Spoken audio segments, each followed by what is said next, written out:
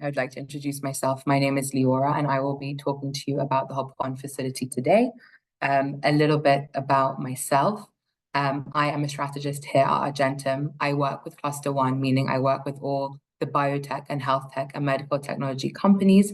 However, today we will be talking about HopOn and how that is relevant for all different entities and all different areas of activities. So without further ado, here's the overview of today's event. We'll be discussing what actually HopOn is. I know it's a mystery to lots of you. Who is the funding source behind HopOn? How do we join HopOn? And specifically, how is Argentum's unique approach to joining this facility? And I would also like to spend some time giving you a taste of what type of projects are actually available on the HopOn facility, and see how we would tackle them. So I just also want to mention that today we won't be having time for questions. However, all questions and queries, please send directly to our emails and we will get back to you. So first of all, what is the HopOn facility? The HopOn facility is part of the Horizon Europe program, and it allows legal entities from widening countries to join already selected consortia. Now, I really want to spend time to emphasize that these consortia are pre-selected. They have already been awarded funding. I know for lots of you who probably do have experience within Horizon Europe and other non-dilutive funding sources, one of the biggest obstacles in these projects is actually being awarded the funding. All of the projects we are discussing that fall under the HopOn have already been funded. Therefore, it kind of mitigates some of the risk of these applications. So this scheme was instigated to improve inclusiveness between all of Horizon Europe, between the widening countries, and the countries that are eligible to apply. They are able to join either consortia funded under Horizon Europe Pillar 2, so those typical large Horizon Europe consortia, and in addition to EIC Pathfinder. Now, the deadline for this year's HopOn, it's an annual call, is on the 26th of September, which is now why we are discussing it now. It's a perfect time to start thinking about it and to be applying to join these different facilities. The expected budget per project is around 600,000 euro with an 100% funding rate. Now, obviously, this is an example of why this is very advantageous as an SME to be joining these different projects. But I also want to explain why it's very, very advantageous for actually the projects themselves. When the projects get funded by Horizon Europe or EIC, they get awarded a pot of money.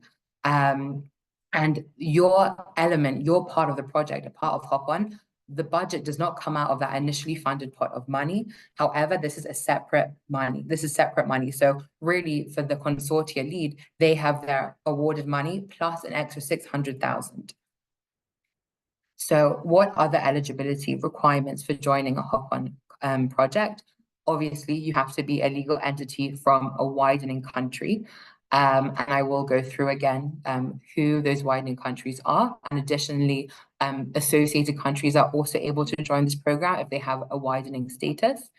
Now, the main selection criteria, just like for all different projects, are essentially based on your excellence, your innovation, the relevance for joining the project, the added value you'll be able to provide, and if you are going to be complementing the scope of activities already written and already decided on within that project. Because as I said before, these projects are not starting from conceptualization. They have already been awarded. They have their aims and their objectives, and we are just adding a complementary element to them.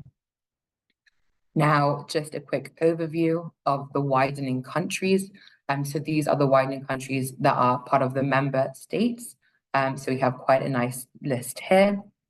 And in addition to that, as I said before, the associated countries are also able to join. So really this widening facility is really just trying to incorporate and to equalize opportunity and innovation between all countries within Horizon Europe. So now we move on to who funds the HopOn facility. As I said before, the 600,000 budget that you are allocated does not come from the pre-funded project from, for instance, the EIC or Horizon Europe. It is a separate sum of money specifically there for your additional value and your activities when you join the project. So Widera is actually the funding source of HopOn, who is part of Horizon Europe. Now, Widera, I'm not sure if any of you have come across them.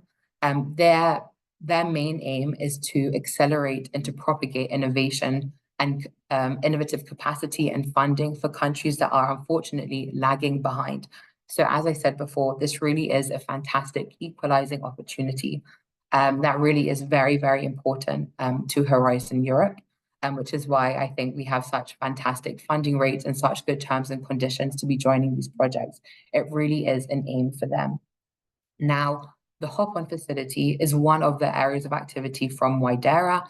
There are many other areas of intervention, including the twinning facility, excellence hubs, but the HopOn facility is unique in its kind that we are joining other projects. Now, we've often seen at Argentum that when companies join Consortia, not only is it, good funding and they're able to accelerate their R&D, it's also a fantastic opportunity to build those connections between you and other leaders and other members of your field and your ecosystem, and it's a fantastic networking opportunity. So this is also something that HopOn is propagating.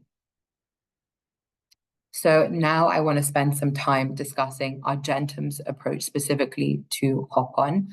So HopOn in itself is often a minefield. There are many, many, many different opportunities and different projects within HopOn. There are over 300, and if I remember correctly, the last time I checked, there's 362 to be specific. So how do we go about maximizing our chances of being picked up and incorporated onto the HopOn facility? So first of all, you'll discuss with your strategist at Argentum, really spending a lot of time understanding your company's unique R&D roadmap. As a whole, the way we work at Argentum is identifying different grants and identifying different funding sources and calls for proposal that will really complement your R&D roadmap. We want to be assisting you on your unique R&D journey and really helping you stay on piece and getting funding for your activities. Now, once you've understood your company's R&D roadmap and what you want to be achieving in the near future, we can then help conceptualize and identify your company's added value to projects. Now, when I talk about added value, we talk about what activities you'd be able to do within a context of a Horizon Europe or an EIC Pathfinder project. And because every single project, the requirements for joining that, as I said before, is really about your excellence, your innovation, and what you can bring to the pre-existing project. Once you've identified that and really built a strong idea of what your added value will be, we then go about actively publicizing you and making sure we have all the correct publications for you and for your added value. What we do is we will contact those relevant consortia, those people who already have projects that really fall within your scope of activity. We will send them information about your company, your added value, and what you can bring specifically to the consortia. And then what we'll do is we'll organize a meeting with the coordinators and yourself, and we will assess the relevance again, because as I said, we really want to make sure that these calls for proposal complement your actual funding objectives, your R&D roadmap, to make sure there's a really nice synergy between what you're trying to be doing on your R&D roadmap and what you're doing with non-dilutive funding. So with all of that aside, I would like to just go over a little bit about examples of funded projects under Horizon Europe and the EIC Pathfinder. Now, as I've mentioned, there are over 300 projects. I've just identified 3 to speak about and to just give an example of how we work with them. Now, as I said before, it is cluster agnostic, meaning every single area that could be funded under Horizon Europe. So all of the different clusters, there are calls for proposal and calls that have been incorporated into the HopOn from all of those areas. So really, this is a universal call that everyone from any area can be applying to. So I've just selected 3 that I will be going through with you just to get a taste of what we do and how we actually work. So The first call that we'll talk about is about zero loss energy harvesting using nanowire solar cells in space. Now, this was originally a Pathfinder project. It currently has 5 members within the consortia. The consortia lead, the coordinator, is from Sweden. Now, the start date of this is the 1st of September 2024. So this is when the whole project will be starting. And you'll see in the other examples that I bring, some of these start dates have actually happened already. So the project is already in full swing, but there is still an opportunity for you to join. And as I said, the deadline for HopOn is the end of September. So you would not be joining as the project starts, but rather you'll be joining at some point within the project. So it is an interdisciplinary project, and there is a full abstract of each and every one of these projects online. There is a portal with all of these 362 opportunities listed, and the consortia leads, the coordinators, have spent time writing an abstract for each one of these calls. So they talk about, the motivation behind the project, the aims, the objectives, the expected outcomes.